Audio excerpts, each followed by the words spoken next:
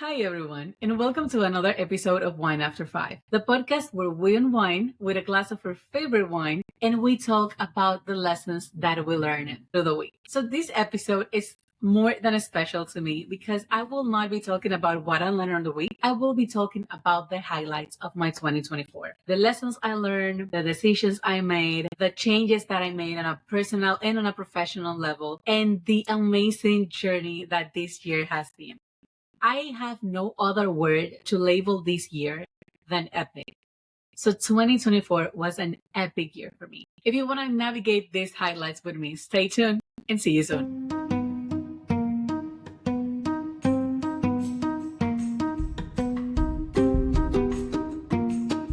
So hi again. My name is Marianne and I am the host of Wine After Five. For those of you who doesn't know me, I've been doing this leadership thing for over 10 years.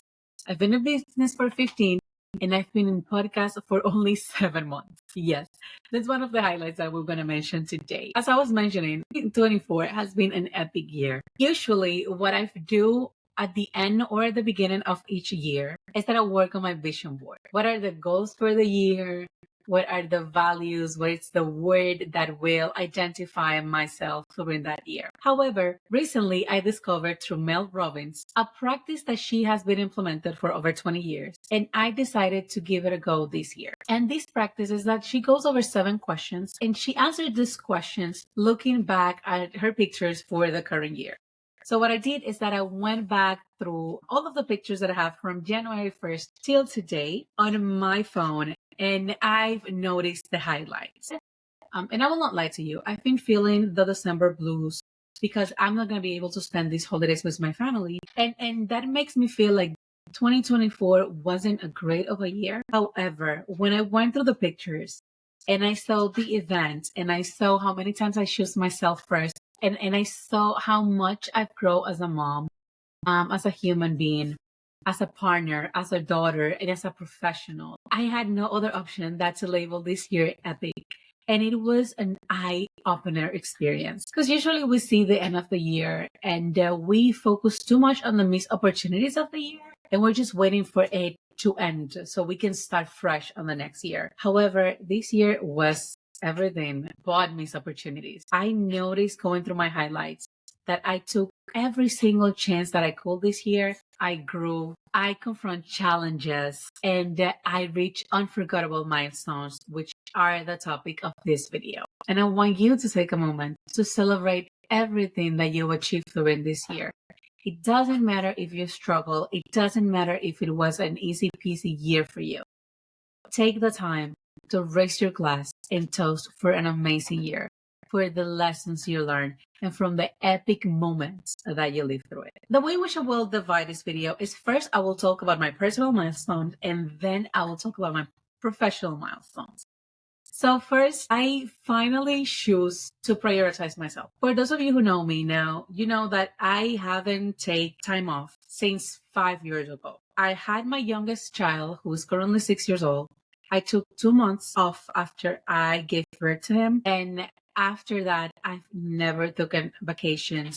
I've been working nonstop ever since. I've gone through a couple of surgeries and medical procedures, and I never take a single day off after that. And it was not all on me. Nobody forced me to do that. I just wasn't prioritized the right thing. But this year, after I went back to certain health situations, I decide to prioritize myself. I decide to listen to the doctor. I decide to stop neglecting myself. I decided to take time off. I decided to put myself first. Remove everything that was causing excess of a stress from the table. Remove every unhealthy habits like not eating consistently, not doing exercises, the deprivation of sleep, and create healthy habits that were more convenient for myself. That took me to the second milestone of my personal life of this year, and it was that finally we were able to go on a family vacation. And when I say family vacation, it's not just me and my kid and my husband.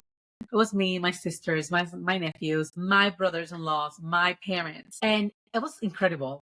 We were able to finally have some quality time and create amazing memories that I know my kids and my sister's kids will cherish forever, just as we will do. So what we did is that we went to Florida. We spent a whole week there. We went to Disneyland, we went to Universal Studios, and we shared time with our families. One of my cousins, she had a daughter, and her daughter is like 3 years old, and I've never met her in person until this year. So yeah, I was able to be more present for myself. I was able to be more present for my family, and I was able to be more present for my kids. So for the first time in a long time, I feel like I fulfill motherhood. Like I was able to go to school, take my kids to school, talk to the teachers, know how they were doing, sit down with them, help them with their homework, play with them, have game nights. So yeah, it was a bless on a personal level. Now going to the professional level. So in regards of my leadership journey, in regards of my career, this journey was just as incredible as my personal one. This year, I developed and launched my diagnosis of the dysfunctions of a team seminar. I was able to provide 2 seminars to my former employer, to 2 different groups. And after I left that company, 2 more companies reached out to me because they want me to develop or tailor that particular seminar for their groups. And I was able to do so and help them to have a more cohesive leadership group. We're still working towards that, towards the coaching sections, but so far it's been amazing. The second milestone for this year, and it's something that I announced last Friday. You can go ahead and watch that video. Just click on the information tab that is showing here and you will be able to watch it. Is that finally, after years of working on that, I was finally able to find the time to prioritize my book, Lead Like You Mean It, and launch it to the market. So this book, it's a piece of literature that I wish I had 10 years ago. And I put in there all of my knowledge, all of the love, and all of the strategies to be the leader that I wanted to be. So you guys will be able to go through it and define what type of leader you want to be, what type of examples do you want to emulate, and create that essence, those habits that will take you there. So I will not dig deeper into that because I have a video talking about that already. So go ahead and watch that video after you finish this one. The third milestone for this year is that I launched Wine After 5. Yes, I know. As I said at the beginning, it feels like if I've been doing this for years. But in reality, it's that One After 5 is only 7 months old. I launched the first episode on May, and it was just on a Spotify format. After that, a lot of you that were listening to the podcast on Spotify keep asking me, when is the video format coming? When I will be able to see you? When are you going to bring the interviews? So back on the last week of October, the last Friday of October, we launched the podcast here in YouTube. So we have audio and we have video. We have had amazing interviews with people both in English and Spanish. So we can learn from their leadership journey. We see the people beyond the title. Like, yes, they're epic people right now. They have achieved amazing stuff, but we focus on their journey. Where have they struggled? Have they ever been willing to throw the towel? Have they been willing to quit at any given point? Where do they find the strength to keep moving forward? What is different from them versus the rest that haven't made it? If you are interested in watching those interviews, if you haven't done it yet, there is a playlist here in the channel that is called Leadership Voices. I highly, highly encourage you to go there and watch that. Also subscribe to that particular playlist because every single interview that we do, we're going to be uploading that there. So you can have a compilation of all of the interviews that we have done historically. And in 2025, we're bringing more interesting interviews for you as well. So if there's anyone in particular that you want us to interview, let me know in the comments. Shoot up the name. I will reach out to them and try to make that happen. Besides the book, besides Wine After 5, besides my seminar, I was also nominee for the MLA Awards this year. And this is the Mujeres Líderes of America Awards. And I was nominated under Empresa Privada or Private Business. The reason why I say I was nominee is because the winners will be announced in January. So far, I do not know if I'm a winner or just a nominee. But regardless of that, thank you very much to every single one of you who took the time to go ahead and vote for me because you trust in my talent and you have been there watching me grow and you understand that I have the qualifications to win that particular award. And lastly, Even though I haven't made the public announcement yet, I've started my very own business, which is called Malva Group LLC. And I will be creating a whole video to let you know what is that about, what's the mission, what's the vision, and what are the services and products that we're bringing to the market. So stay tuned for that particular video. Subscribe to the channel so you don't miss any one of the highlights that we will be posting coming soon. Just to do not make this video any longer and summarize the highlights for 2024. This year wasn't just about achievements. As you know, it was also about learning. It was about growing.